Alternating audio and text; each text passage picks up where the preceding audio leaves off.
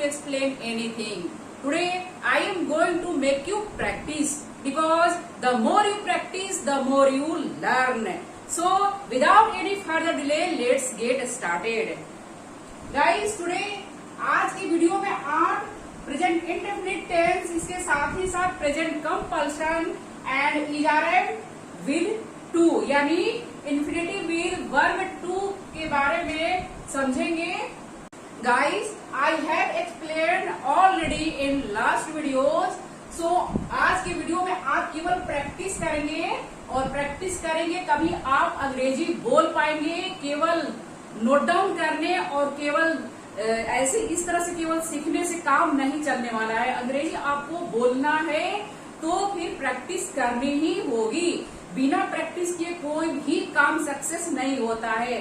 Weather you want to drive a car, you will have to learn what is the part of car. And इस तरह से guys, अगर आपको खाना भी बनाना है तो उसके बारे में आपको समझना होगा कि ये मसाले कौन कौन से हैं, किस खाने में किस तरह के मसाले डालने हैं, किस सब्जी में. तो गाइस, प्रैक्टिस करना बहुत ही जरूरी है. किसी भी काम को करना है, किसी भी काम को परफेक्ट करना है तो प्रैक्टिस करना ही होगा. तो शुरू करते हैं. Present indefinite tense you know already, लेकिन फिर भी इसको बोलचाल में कैसे प्रैक्टिस करते हैं, चलिए स्टार्ट करते हैं. Subject plus verb. आपको तो मालूम ही है, इसमें तो कुछ नहीं करना है. सब्जेक्ट और वर्ब है, यानी कि V1 का यूज होगा और एस या एस यूज किया जाएगा सब्जेक्ट को देखते हुए. तो शुरुआत करिए. राम जाता है, राम गोज. सीता खाना बनाती है, Sita cooks food. Third one is हम लोग खेलते हैं, we play. Okay, goes cooks subject ये सिंगुलर है, दैट्स वाई यहां पर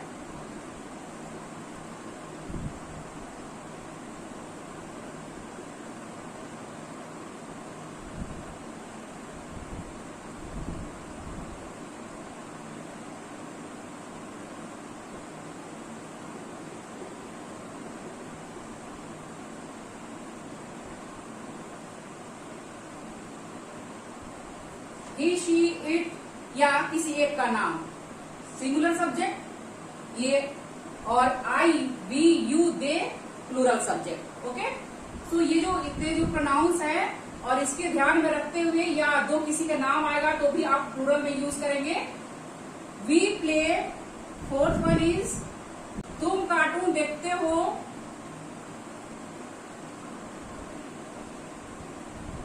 you watch cartoon. Ram and Shyam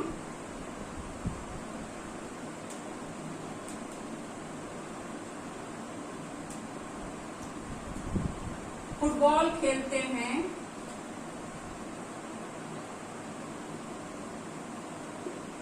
football.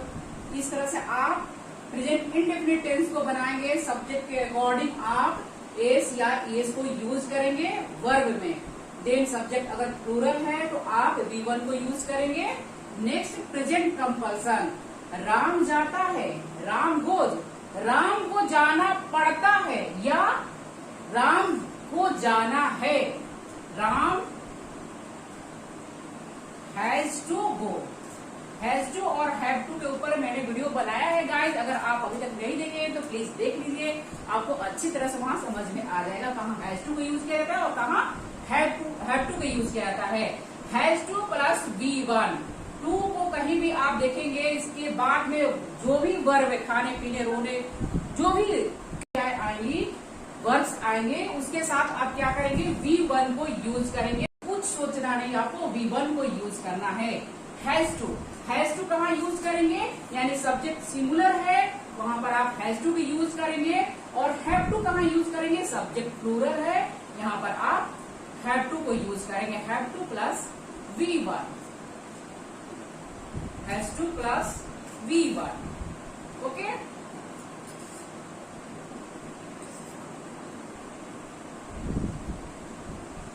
इस तरह से यूज करेंगे. हमें गाना गाना पड़ता है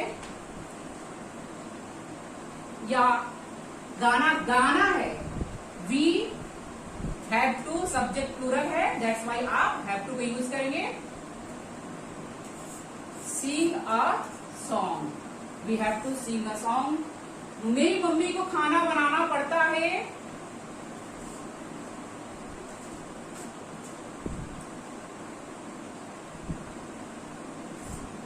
हैज टू की यूज करेंगे। माई mother is singular, that's why. हाँ, अब आप एक ध्यान दीजिएगा, यहाँ पर हैज टू और हैव टू को यूज करेंगे, उसके बाद सब्जेक्ट को आप V1 को यूज करेंगे।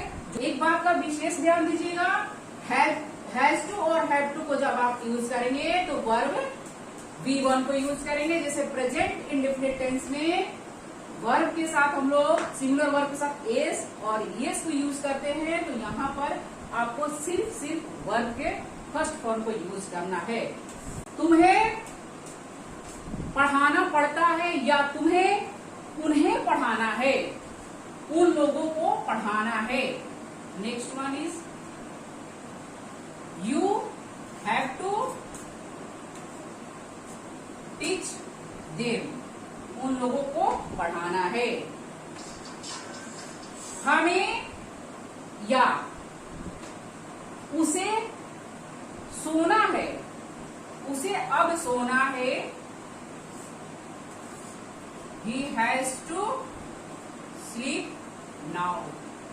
इस तरह के सेंटेंस गाइस दिन भर में हम लोग बहुत बार बोलते हैं। मम्मी मैं बहुत भूखा हूँ, मुझे खाना खाना है। I am feeling hungry so I have to eat. या आप इसको इस तरह से भी कर सकते हैं, अगर आप want to भी यूज करते हैं, मम्मी मैं खाना खाना चाहता हूँ, आई want to eat। और अगर आपको इसको बनाना है कि मैं खाना खाना नहीं चाहता हूँ बट तुम डांटोगी इसलिए मुझे अब खाना पड़ेगा, but I will have to eat now. इस तरह से आप सेंटेंस को, कंबाइंड सेंटेंस को बना सकते हैं। और गाइस इसको बनाना बहुत जरूरी है, क्योंकि इस तरह इसके साथ प्रैक्टिस करना बहुत जरूरी है। दिन भर हम लोग इस तरह के सेंटेंसेस के साथ बातचीत एक दूसरे से करते हैं। देन प्रेजेंट कंपल्सन है, यानी कि प्रेजेंट में जो मजबूरी के बारे में बताना है कि हाँ मुझे ये मजबूरी है, वहां पर आप हैज टू हैव टू का यूज करेंगे। मुझे खाना खाने का मन नहीं था, I didn't feel like eating food, मेरा खाना खाने का मन नहीं था। इसके बारे में भी मन जब करता है तो इस तरह के सेंटेंस भी कैसे बनते हैं इसके बारे में मैं वीडियो बना चुकी हूँ गाइस। मेरा मन करता है, मेरा मन नहीं करता है, इसके बारे में मैं वीडियो बना चुकी। प्रेजेंट पास्ट किस तरह से बनेगा इसके ऊपर सेंटेंस है, तो प्लीज आप चेकआउट करिए और वहां पर देखिए, आप सीख लेंगे। तो यहाँ पर आप कंफ्यूज होंगे, that's why I am not going to explain feel like. Okay, so next one guys, मजबूरी के साथ साथ आप इसको यूज वहां पर भी कर सकते हैं जहां पर जरूरत है या आवश्यकता है। जैसे हम लोग कहते हैं कि मैं बीमार हूँ, मुझे डॉक्टर से मिलना है, तो यहाँ पर भी डॉक्टर से मिलना है, यानी यह हमारा जरूरत भी है भाई कि मिलना तो पड़ेगा, तभी तो भाई मैं ठीक होंगी। तो इस तरह से यहाँ पर I am not well, I have to meet the doctor, doctor से मिलना है। यहाँ जरूरत के हिसाब से हम लोग compulsion I has to have to को यूज करते हैं। देन आवश्यकता, यानी कि किसी चीज को कोई, कहीं मैं गई हूँ कहीं शॉपिंग वगैरह करने, कोई ड्रेस मुझे पसंद आ गया तो मुझे अब वहां पर खरीदना ही खरीदना है, मेरी वहां पर जरूरत है, मुझे आवश्यकता है नहीं, मेरे को लेना है। तो हम लोग बोलते नहीं मुझे ये ड्रेस पसंद आ गया, मुझे खरीदना है, I have to buy the dress. इस तरह से हम लोग हैव टू का यूज करते हैं। देन इजारम टू यानी कि राम जाने को है, राम इज टू गो, या राम जाने वाला है, इज टू गो। यहाँ पर टू के बाद V1 को यूज करेंगे। सब्जेक्ट इजारम प्रेजेंट में यूज होगा, पास्ट में was verb होगा, और यहाँ पर देखिए इस के बाद टू को यूज किए हैं, देन वो V1 को यूज किए हैं। सीता खाना बनाने वाली है या सीता को खाना बनाना है,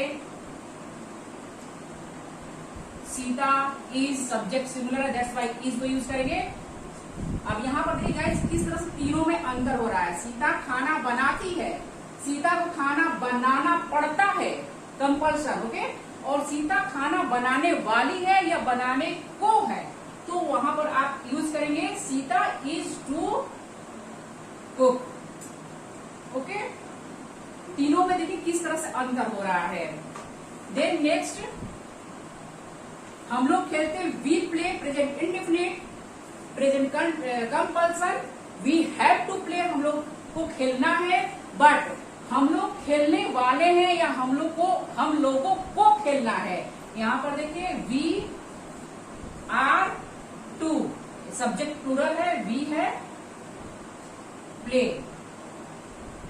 फुटबॉल, हम लोगों को फुटबॉल खेलना है। इस तरह से सेंटेंस को बनाएंगे और तीनों में ही अंतर है। इस तरह के सेंटेंस अगर हम लोग बोलते हैं खेलने को हैं, मम्मी वहां जाने को हैं या जाने वाली हैं, तो माई मदर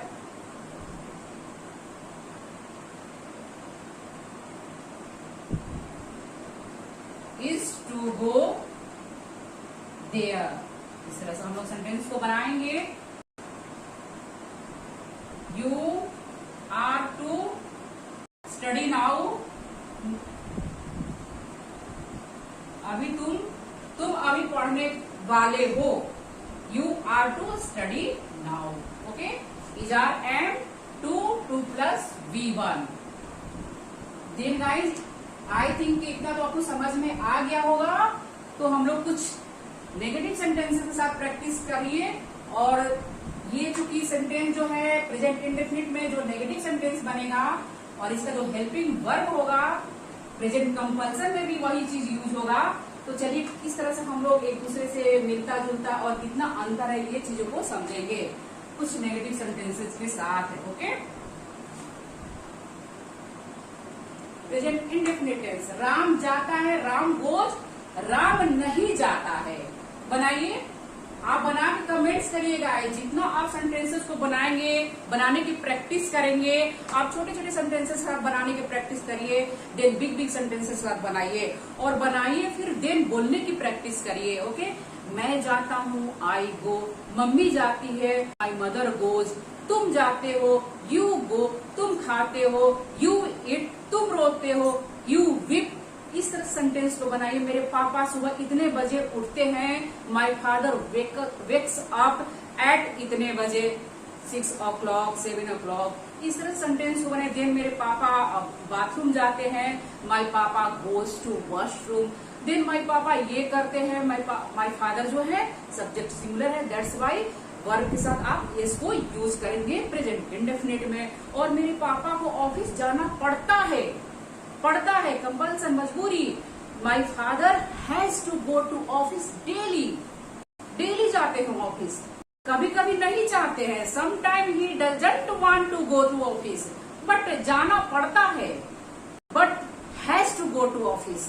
इस तरह सेंटेंस को कंबाइन कर करके आप रूल्स को समझ लेंगे, कॉन्सेप्ट को क्लियर कर लेंगे, तो सेंटेंस को बनाकर यानी कंबाइन कर करके 1, 2, 3 सेंटेंस एक साथ आप कंबाइन करके बोल सकते हैं। कोई भी कहानी, कोई भी इंसिडेंट को आप लिखकर फिर बोलने की प्रैक्टिस कर सकते हैं। तो गाइज बोलने के लिए, अंग्रेजी बोलने के लिए यानी लैंग्वेज के लिए आपको जो ये सब जितने भी रूल्स है ये आना जरूरी है। तो चलिए नेक्स्ट, राम नहीं जाता है, Ram does not go.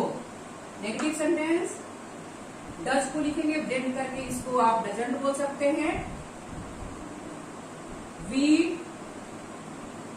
Don't play, हम लोग नहीं खेलते हैं, डोंट यूज करेंगे, सब्जेक्ट प्लूरल है तो यहाँ पर डू को यूज करेंगे, सब्जेक्ट सिंगुलर है दैट्स वाई यहाँ पर डज को हम लोग यूज करेंगे एंड देन नॉट को यूज करेंगे, ओके। हेल्पिंग वर्ब के बाद नॉट को यूज करेंगे और डू डज को जहां यूज करेंगे वहां पर V1 को यूज करेंगे, ओके। यहाँ पर अब गोज नहीं होगा, ओके। V1 डू डज के बाद V1 को यूज करेंगे। विशेष ध्यान दीजिएगा इसके भी present indefinite tense, past indefinite tense and future indefinite tense, present continuous, past continuous, future continuous and present perfect, past perfect. ये जो इतने जो हैं टेंसेस, इन सारे को बोलचाल में, स्पोकन इंग्लिश में बहुत ही यूज किया जाता है। तो इसको आप विशेष ध्यान दीजिएगा। इसके साथ ही साथ प्रेजेंट परफेक्ट कॉन्टिन्यूअस टेंस का भी यूज किया जाता है। बाकी आई थिंक 3 जो टेंस है उनका ज्यादा यूज नहीं है, तो उसको फिर आप ढंग से सीखिए। और इसके साथ जितना प्रैक्टिस करेंगे डे टू डे लाइफ में, जितना आप प्रैक्टिस करेंगे आप उतना ही आप कॉन्फिडेंटली बोलेंगे आगे चल के। नेक्स्ट, क्या यहाँ पर आप इंट्रोगेटिव सेंटेंस, क्या तुम कार्टून देखते हो? Do you watch?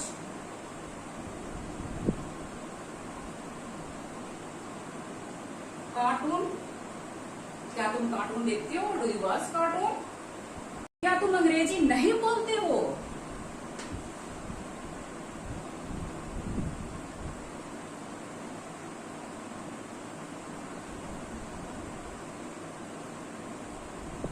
Do you not speak English?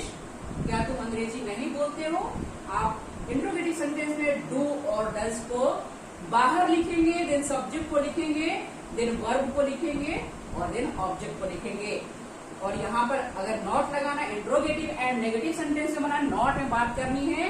यानी कि हम लोग जब बात करते हैं तो प्रश्न भी पूछते हैं कि क्या तुम टीवी देखते हो, कार्टून देखते हो, इंग्लिश चैनल देखते हो, इंग्लिश बोलने के लिए for speaking English, do you watch cartoon, do you watch English cartoon, for speaking English, for learning English. इस तरह से आप सेंटेंस को कंबाइन करके बोल सकते हैं। Do you not speak English? क्या तुम अंग्रेजी नहीं बोलते हो?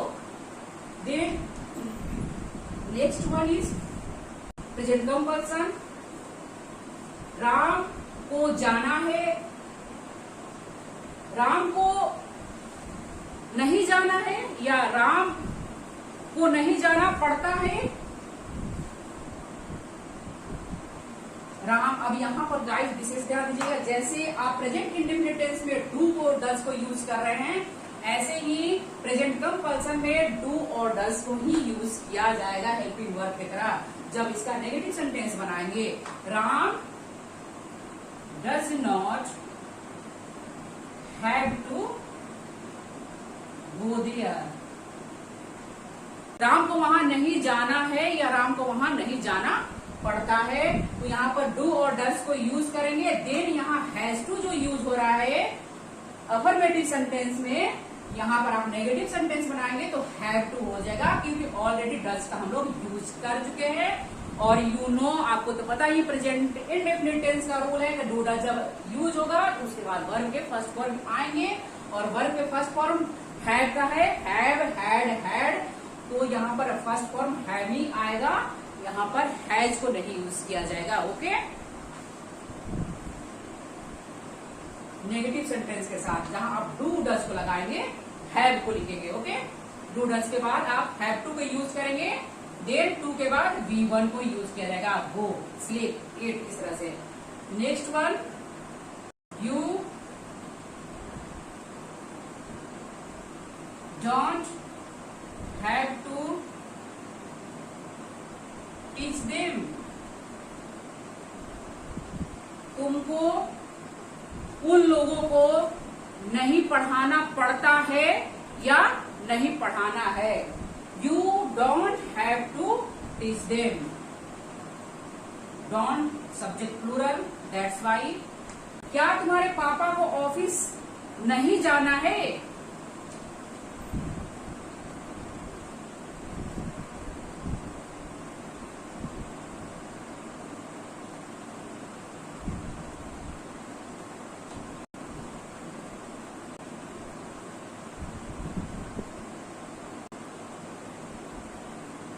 Interrogative and negative sentence. Does your father not have to go to office? Okay? क्या तुम्हारे पापा को ऑफिस नहीं जाना है? इस तरह से बनाएंगे, डज को बाहर करेंगे, देन योर फादर। ओके, जब डज को आप बाहर किए तो नॉट जो है अपने जगह पर रहेगा, देन हैव टू को यूज करेंगे, देन V1 को यूज करेंगे, then office. Okay, does your father not have to go to office?